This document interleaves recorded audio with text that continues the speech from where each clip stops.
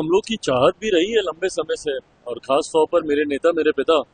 आदरणीय रामविलास पासवान जी की भी ये सोच रही है कि जरूरी है देश में एक साथ चुनाव का होना। एक के बाद एक अलग अलग राज्यों में जब चुनाव होते हैं, अभी हम लोगों ने देखा 5-6 महीने पहले ही लोकसभा के चुनाव संपन्न हुए, उसके ठीक बाद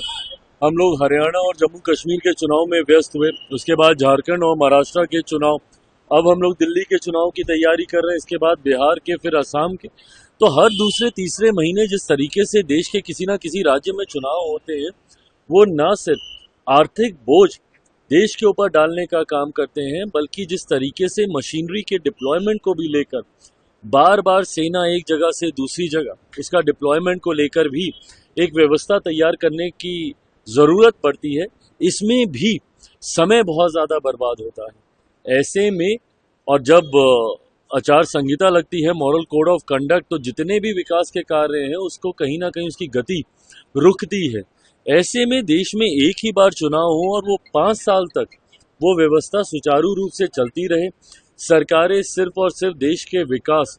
और आर्थिक सुधार की दृष्टि से कार्य करें,